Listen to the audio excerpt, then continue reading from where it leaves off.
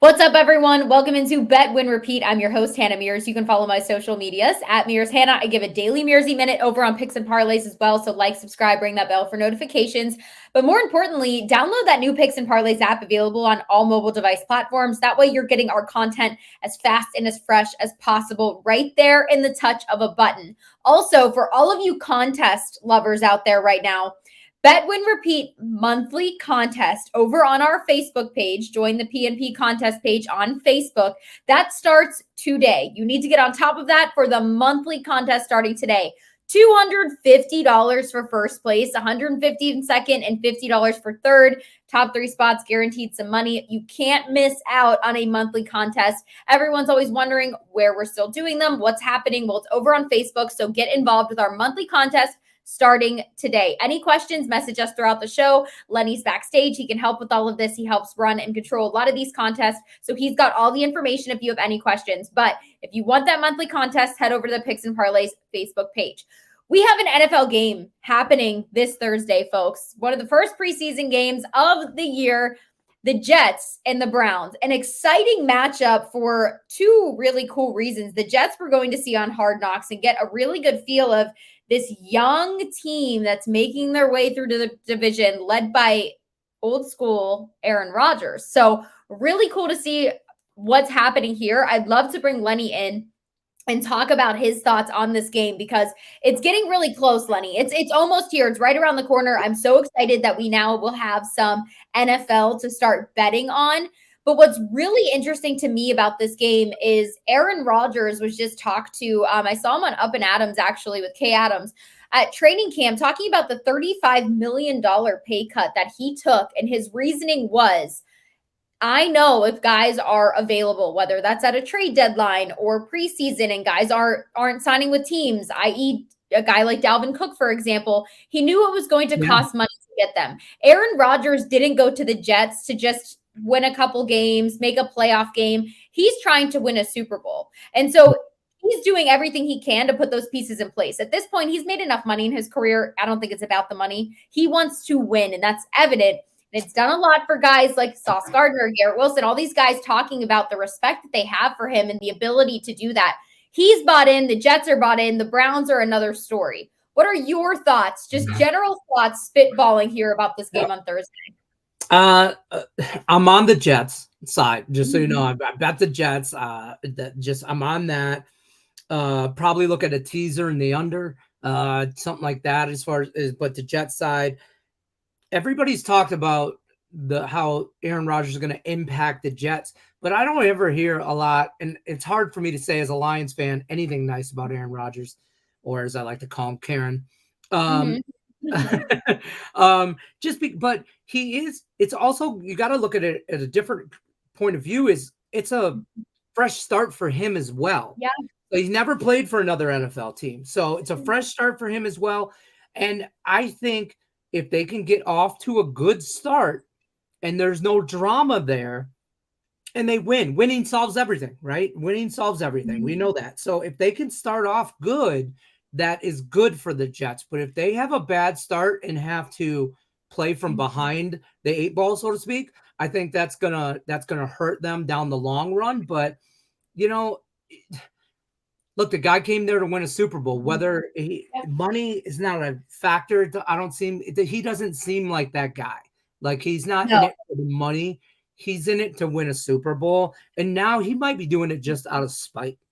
And that could 100%. That could be a terrible motivator for opponents. It's just here's something interesting for you to think about too. Food for thought.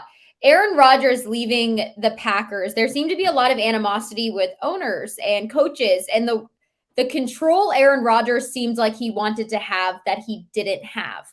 And now he comes to the Jets, takes a major pay cut, and it seems like he has a little bit of control of what could happen and who gets paid, because that's kind of his money he's giving up, and he might want to say what they do with it. And it seems like he's more involved on the business side of things, which if I know anything about Aaron Rodgers and what I've observed, it seems like that's what he wants. So Right. I think this Jets team has a lot of pressure to succeed now because of his presence being there. They're having all the pieces finally fall in place. As for the Browns, a little curious as to what that team could be like. Here's my bold pick. I think the Browns will be the worst team in the AFC North this year, and I don't think they'll have a chance to make the playoffs. I think it's going to be drastically more bad than what people think. I don't see a lot of positive here. It's not like we saw Deshaun Watson come back and be this standout quarterback. And don't you think if you were going to play that second half of the season, you were going to come back with a bit of a vengeance? He showed no passion for the game out there at all. I agree. I'm not a big fan of the Browns this season at all. But I'm going to introduce you to the man, the myth, the legend right now. His name is Ross Benjamin. And if you guys don't know who he is, you need to go down the street and ask somebody, because this is Ross. Ross is going to be the best guest we ever have on this show. And I think this is the first time you guys work together. So I'm going to bring him in and get his take on it. And then we'll go from there. And I'm going to go behind the scenes and let the pretty people talk, because I'm not one of those. Well, the pretty people, then we're down to just Hannah. We're just down to Hannah then, but thank you for the kind words. I agree with you on the Browns, Hannah. I'm not a big Deshaun Watson guy. The Cleveland organization as a whole, there's no consistency there. And when there's no consistency, there's no culture, so as opposed to Pittsburgh, who's got a lot of continuity with Mike Tomlin, might not have the best talented roster in the AFC North, but I do think that they'll finish better than Cleveland. And they got a better shot, in my mind, of reaching the playoffs than Cleveland does. And that's not to say I even think they're going to make it. But I think Baltimore is a team to really keep an eye on this year. A lot of continuity there as well with John Harbaugh and Lamar Jackson back in the fold and all settled in. And I think that the Ravens will give Cincinnati all they can handle this year in terms of a race for a division title. And we don't know what's going on with Joe Burrow, right? Is he going to be ready at the beginning of the year? I think that they'll be very careful with him in terms of not rushing him back. But how's that going to affect them in their start to the season too? Yeah, I think the Ravens' success is going to be heavily dependent on will Todd Monken and Lamar Jackson mesh well, because Todd Monken has come into the Ravens' new offensive coordinator saying he wants a higher passing game. And we know Lamar Jackson is more of maybe a run first type of quarterback. So it's going to be interesting to see how those two mesh, but Lamar Jackson needs to mesh and find his game that next level because of the amount of money he was just signed for. Now it's time to prove you can take your team there, but more than anything, stay healthy. I disagree a little bit with the Steelers. I think people aren't giving them the respect that they deserve this year. And I say that because they're coming in with their QB1 without a quarterback battle. And not a lot of teams in the NFL can say that right now. There's a lot of teams that were good last year. Look at the Niners. Trey Lance is now looking like your third string quarterback. So there's a lot of upside to what I think the Steelers offense can do. It can probably only go up from what we saw last year. But the reason we were talking NFL, Ross, just before you came in is because the Jets and Browns play Thursday. This Thursday, we're seeing some NFL. Do you have any, I know preseason football gets hard to bet on, but anything that you're looking at in particular when it comes to that game, if anybody is interested in putting some money on it? A lot of people say you can't make money in the NFL preseason. A lot of people say, you should stay away from preseason betting, but you have to approach the preseason much differently than you would regular season action. Number one, player availability, who's player rotations, quarterbacks are a central figure. And then I like to look at coaching history too. You get a guy like John Harbaugh. He definitely puts a lot more emphasis in coming out on top in preseason games as opposed to other coaches. I like to look at, Mike Tomlin, for example, been around for 16 years. Look at the history of those teams under that head coach during preseason action. And that's a good way to start your foundation when handicapping preseason. On as far as Monday's game goes, we got an interesting dichotomy there with the Browns being 5-0 in their last 5 preseason openers, and the Jets as well. I think if you look at the history of the NFL Hall of Fame game, there's a huge lean toward the under here because of it's just teams. They're again, we're talking a first preseason game, not only the first preseason game, but these other teams or these teams involved in the game have another 3 preseason games after that. They tend not to play their starters, if at all, very limited. And as a result, we've seen a lot of preseason games or Hall of Fame games go under the total. I believe it's 8-2 to the under, Hannah, over the last 10 years. So I would have a slight lean there. And I would, my feeling is, as far as money management goes in the preseason, is tread lightly. You know what I mean? Whatever you bet during the regular season, I wouldn't bet more than 25% of that during the preseason. Even though I've had success, there's just a lot of miscellaneous factors you have to account for that you don't during regular season action.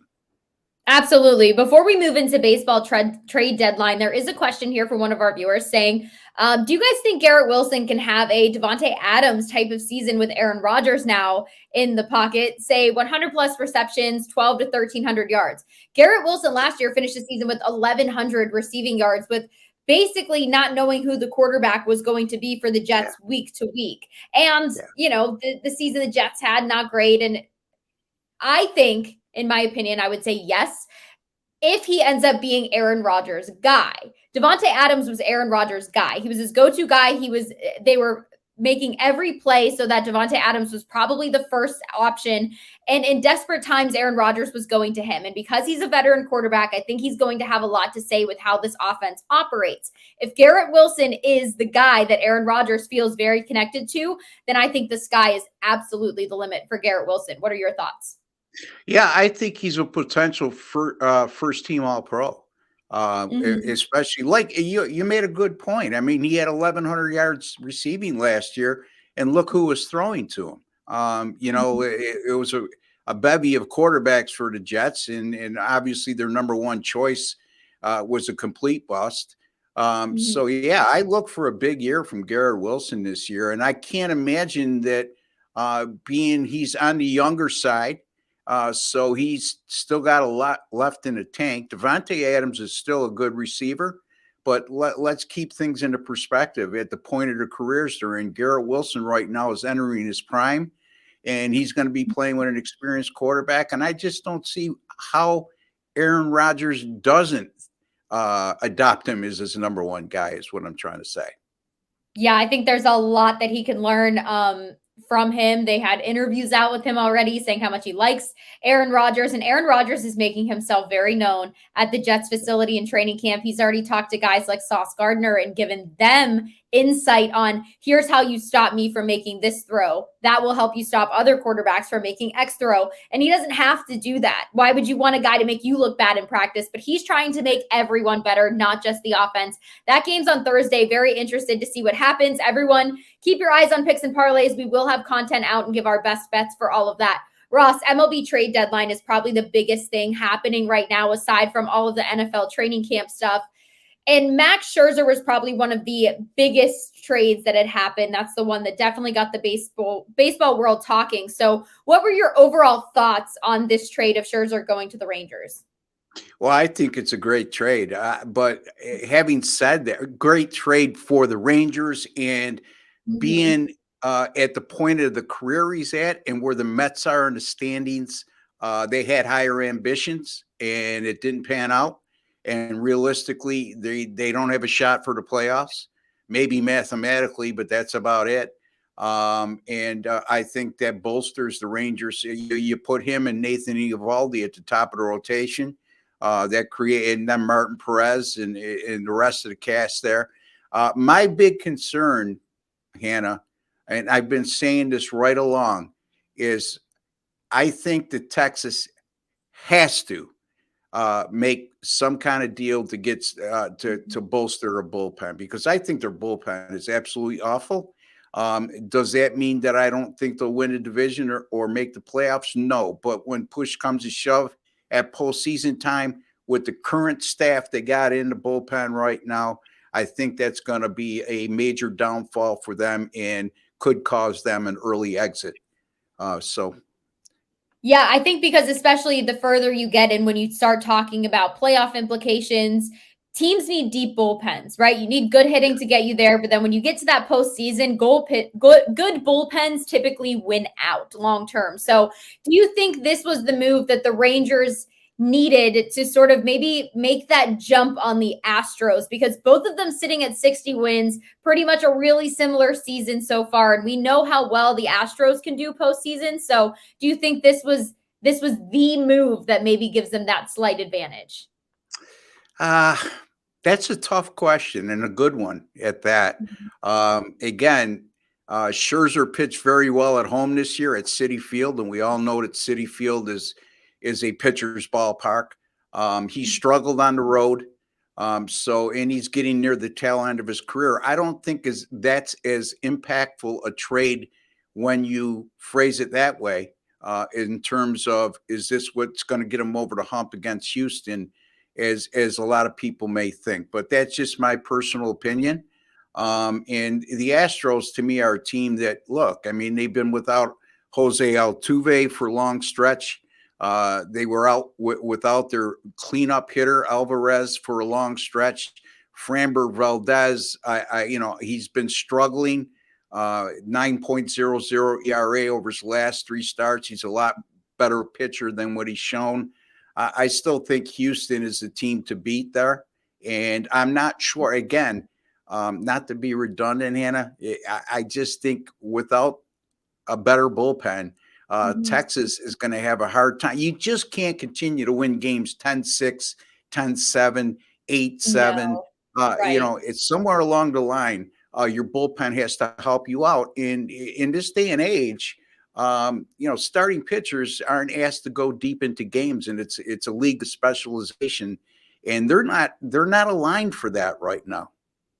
Yeah, we're seeing a lot of them sometimes, and like 5 innings has been the max for some of these starting pitchers, especially when I've been looking at first 5 bets. I've been looking really closely at how long are these pitchers being put in, because that has a lot to do with it, right? This question is interesting because the Phillies are definitely a team. They have gotten a little bit quiet here. Given that they're in the thick of a wild card run, is it not enough to give? So what do the Phillies need to do? Why do you think they're getting quiet? Why do you think things aren't happening in Philadelphia right now? Well, their bullpen that was a major detriment for them over the last few seasons. They caught a fire a little bit during the postseason last year, but they performed well. You can't ask much more from the Phillies bullpen. I think their rotation, starting rotation, is solid, and they could win and make a deep run with that rotation. The problem is they've been very inconsistent offensively. Again, if you remember right, last year, they were pretty much the same, inconsistent offensively, a little bit of a shaky bullpen. Then it all came together at once at postseason time. I'm not so sure you could depend on that. It's the old adage of turning the light switch on and off, and it's not that easy. So I think right now, if we start to see an improvement offensively from the Phillies, and they're not exactly a power laden team right now. I can't take them seriously. Again, I didn't take them seriously last year, and I was wrong because they made that deep run. But hopefully that answers that question to the best of my ability. Yeah, their bats haven't been as hot as lately either, especially when we saw them make that deep run. I don't think the excitement and the energy is there like it was. So we'll see. We'll see if anything happens toward the end of the trade deadline. Ross, before I let you go here, we have a lot of people in the comments leaving what they think their best bet of the day is, what they're on. So what is your best bet that you would give us all today, you think? Well, I got 3 picks that are going to be up very shortly at picksandparlays.net. So I am going to give you a free pick, but I'm not going to deem it as my best bet. So I just want to clarify so I don't mislead anybody. But the Arizona Diamondbacks and San Francisco Giants tonight, it'll be Zach Gallen on the mound for Arizona. It'll be Alex Cobb for the San Francisco Giants, 9:45 p.m. Eastern time start. The last I looked, Arizona was a 110 money line favorite, and San Francisco was at plus 100 according to Caesars. I really like Zach Gallen, Hannah, but he over his last 6 starts, he's been a little shaky. 4.70 ERA and an alarming 8 home runs allowed over 38 and third innings pitched, and he's been tremendous at home. The Arizona Diamondbacks 9-2 at home with Gallen, and his ERA under 3 in those outings. But on the road has been a different story. Arizona's 4-7 with Gallen on the road, and his 4.97 ERA leaves a lot to be desired in those 11 road starts. And their bullpen has struggled of late. 5.02 ERA as a staff over their last 7. Arizona, all of a sudden, they're coming back to the pack, 6-16 over their last 22 overall. They, at one point, were 15 games over 500 on the road, but that's drastically changed. They've lost 4 in a row on the road in 8 of their last 10 away games. San Francisco did lose to Arizona last night, but they're still in the midst of a 4-2 current homestand. And, Alex Cobb, he's been tremendous at home this season. 8 starts at home, a 1.09 ERA, averaging better than 6 innings pitched per start. And as you just alluded to earlier, it's, when you consider modern day starting pitchers, averaging over 6 innings per start is a monumental feat, it seems. 1 start versus Arizona this year, 7 1/3 innings of scoreless baseball in that outing. And he's facing an Arizona team that their last 2 games, even though Arizona won last night, they've had 5 hits and 3 hits in their last 2 games. And since 2021, Arizona 0-13 on the road after back-to-back games of 5 hits or less, which that qualifies tonight. And finally, Arizona bullpen, San Francisco bullpen over their last 7 games, a very good 2.95 ERA and 104 WHIP. You couple that with how Cobb has pitched at home, and Arizona has been really good against San Francisco at home over the last 3 seasons with 17-6 record in that regard. I'm sorry, San Francisco over Arizona, 17-6. So I'm going to take the San Francisco Giants here at even money at home against Arizona. Very thorough, Ross. We love that from you. Thank you for your, again, this is just a free pick, not a best bet, but a free pick for the Diamondbacks Giants. So thank you for that. Before you go, we have breaking news. Lenny's saying it. I just saw it. My Pittsburgh Pirates are sellers of Rich Hill and Jimmy Choi. Before we talk that, I just found out it's Ross's birthday. Ross, happy birthday! Thank you. I appreciate it. Sneaky guy. You sneaky I don't want to tell you how old I am. That's okay. Hey, you don't look a day over 21, young man. And I want to say happy birthday. I want to say happy birthday, but also I do have legit MLB news. The San Diego Padres are finalizing a trade for left-handed starter Rich Hill, first baseman Ji-Man Choi. Yeah, from Pittsburgh Pirates. I'm pulling that from ESPN, so I'm trying to stay on it. Yeah, so happy birthday, Ross. Make a move. Anna, are you excited about that? I mean, other than the fact that Pittsburgh. So I work for the Pirates. I'm from Pittsburgh. I don't think anyone's surprised by this. I think these were the 2 guys coming to the trade deadline. No one was going to be surprised if Hill was dealt, if Choi was dealt, and if Hedges was dealt, because they have a ton of catchers right now with a lot of young, fiery ones. Rich Hill was probably going to be the guy. He's a lot older. There's still a little bit of value they could get for him, but the longer they waited, probably weren't going to get much years down the road. And then Ji-Man Choi, I think that was pretty much a statement. Since he came back, they were trying to boost him to get money for him. So I think these 2 were the ones that no one's going to be surprised about. It was just a matter of time. Them going to the Padres maybe surprises me just a little bit. I just feel like the Padres have so much they just don't know what to do with yet. So I think Rich Hill makes sense. Choi for them, I guess, but I just don't have faith that the Padres are identifying as something yet. It seems like they have a lot of individuals. They don't know how to put it all together and bake the cake yet. All the ingredients are there, but they don't know how to put the cake together.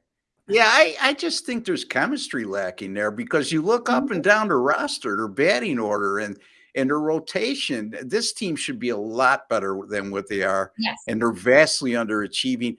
I don't know. I think what you're trying to say is exactly how I feel about this trade. It's unexciting. I don't see where this improves San Diego's chances one way or the other. So. Listen, I think the only thing news here was Ross's birthday. Just Ross's birthday. We had to talk about the Pirates. That's breaking news as well. Boy, I give you a lot of credit. You work for Ross's the Pirates. Birthday, I did not realize that. Yeah, I do. I do work for the Pirates, but Ross's birthday is definitely more exciting. Brought up from the minors. I can't recall his name right now. We brought just about all of them up this year, Ross. The kid that was a catcher in the minors that they have in right field. Oh, Henry Davis. Yes, fantastic. Henry Davis. Yeah, he had a 97-mile-per-hour throw from right field the other day. It was insane how fast that got to Endy Rodriguez to end that game. And he's got what the Pirates need right now, on top of being a power hitter. And he brings a lot of vigor to. He's very, very emotional. And that's what they need, and they've been lacking. And it's a problem with Pittsburgh is every time they start to get to that point where you think they've turned the corner, they sell out because of payroll or what they might have to come up with to retain very good players. So that's unfortunate in the small market they're in. But I give you a lot of credit. Being a Pittsburgh fan has been tough in recent years. In the glory days I remember, I would hope that the Pirates fans would at least enjoy that kind of success for a couple of years or so. But right now, the jury's out when that's going to happen. Yeah, I have a lot more to add with this that when we bring in Nick Parsons, I'll get to as well. But I know we have to let you go, Ross. You were fantastic today. Always have so much information. Again, happy birthday. That was way more exciting than the trade that just happened. So happy birthday to you. It was a pleasure getting to meet you, Ross. And my absolute pleasure to meet you and work with you, Hannah. You do a great job. Much. And Lenny, you take care, my man. Take care, buddy. I'll talk to you later. Thank you both. All right. Take care. All right. Bet Win Repeat listeners. It was Ross's birthday. He's a legend. Nick Parsons has a lot to follow here. That's a big stage to follow for Nick Parsons, who we also have waiting for us. Before we get started talking about baseball and everything happening in sports right now, especially starting with that Pirates trade that just happened as we're breaking the news on Bet Win Repeat, I want to remind everybody that today they can go to our Facebook page and start our monthly contest. There is money for all first, second, and third place. First place, $250. So head over to our contest page to join our monthly contest. Nick, love to see you. I know you've been listening to us ramble, but I did know that you worked for the Pirates. So there we go. I've been following along on Twitter to your adventures, and I've been seeing the progression with everything. So yeah, it's been pretty cool. Absolutely. Thank you. Well, let me just tell you, since you've seen that, when Ross was just talking about the Pirates and you're hoping that they'll invest in young guys finally, there has been another level of excitement with and around the Pirates from a fan perspective and from someone who sits at the games and is in PNC Park around these young guys and what they have that I feel like the Pirates have not had before, because people have been especially waiting at the start of the season. I would agree. And it's sort of like more of a national interest too, rather than just locally, you know what I mean? Because of the 100%. Talent there and et cetera. So. And when we're at the game, something also that's really interesting and really fun that we haven't seen. First and foremost, when Palacios is brought up and has a walk-off on his birthday, you see the fire and the chemistry, most importantly, between a guy like Henry Davis, Endy Rodriguez, Quinn Priester coming up, getting those reps in the big leagues is very important.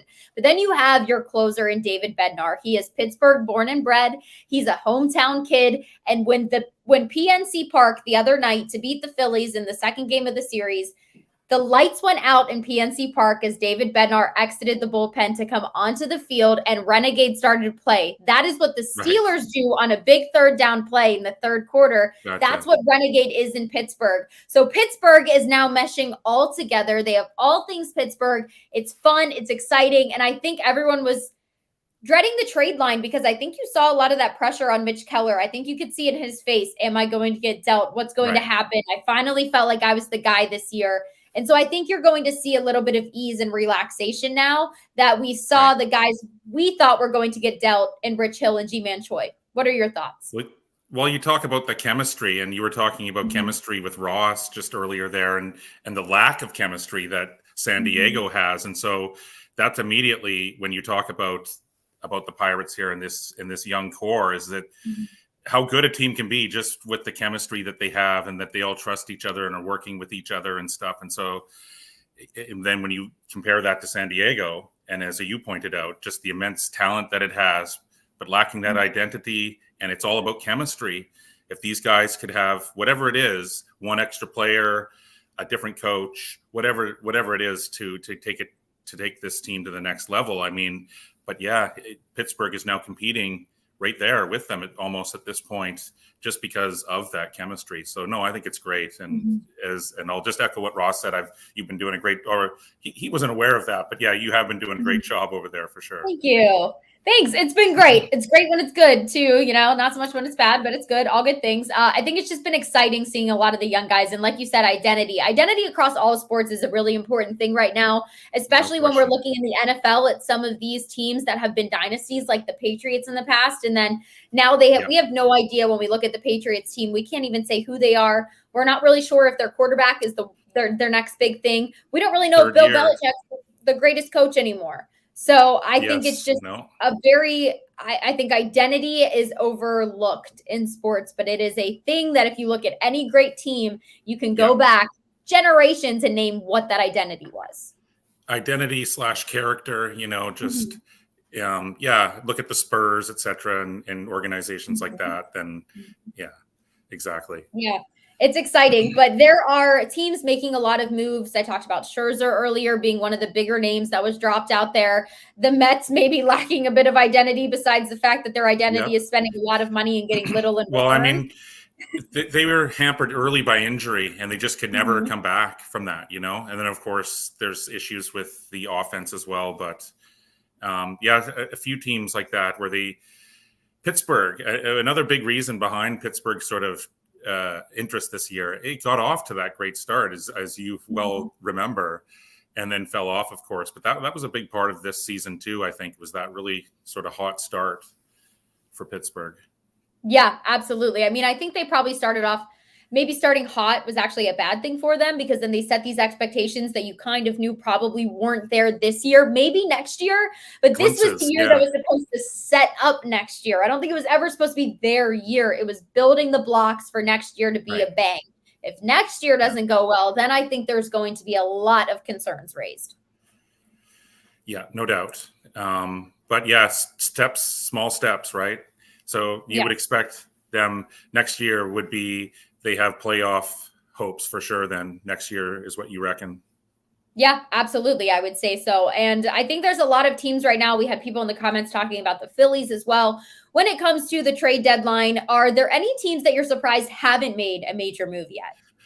I was talking about that with some of the guys in the Discord that I'm in, and just this morning, just the lack of trades going on right now. There's a lot of teams that are like 5 and 6 games over 500.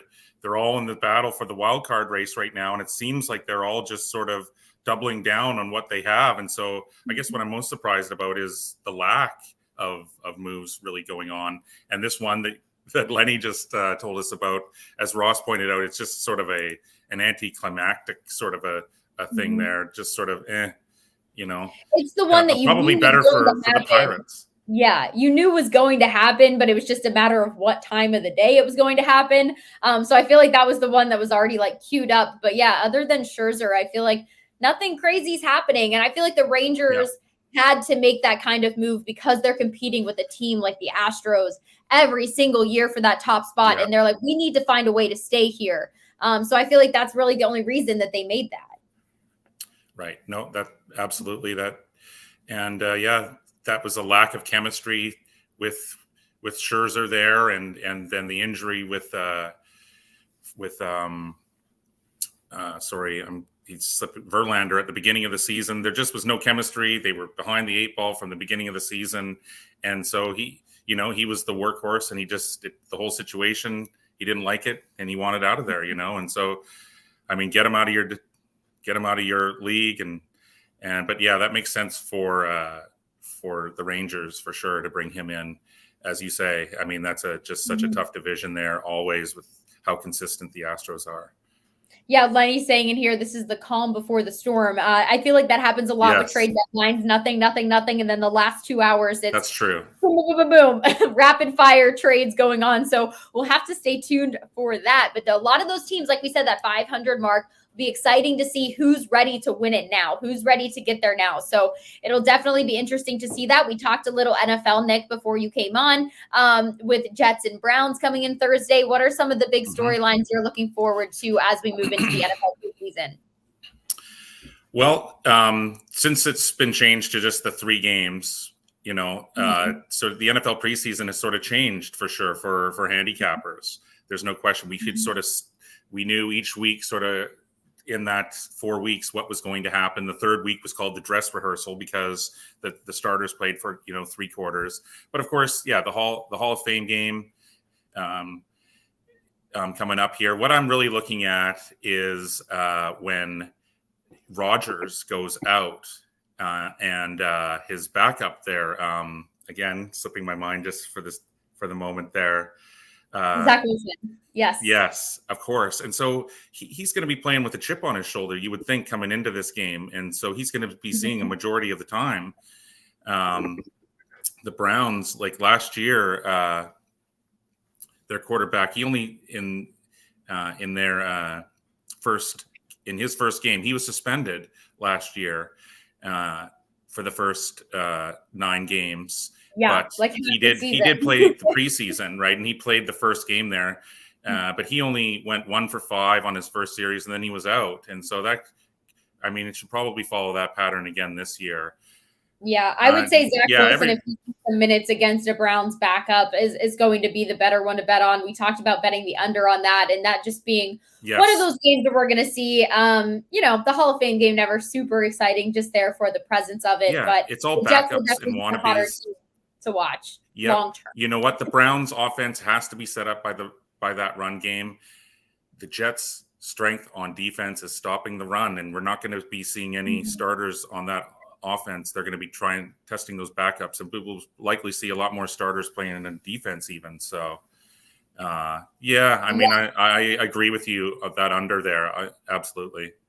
Yeah, it'll be interesting to see. I'm just excited for NFL to start ramping up again. We're going to see so many teams with new identities. It's going to be fun. CFL has been in full swing as well. I know you follow that a bit. Yep. We have Winnipeg -6 here. Do you like this? Do you not? Do you have a best bet for a CFL game happening on Thursday or Friday at all this weekend? I haven't looked that closely yet, Hannah. I have been playing the CFL, and I do every year up until right around this time when college football and the NFL takes center stage, and then everyone's interest is just gone from the CFL. But I do take it really seriously up until this point, and I have gone really well. I've gone 11-5 with my last 16 plays. Really enjoying a bounce back season this year. You know what? Everyone will have to come check out over at picksandparlays.net for my CFL picks this weekend. I just haven't quite had a chance to carefully look at this board yet.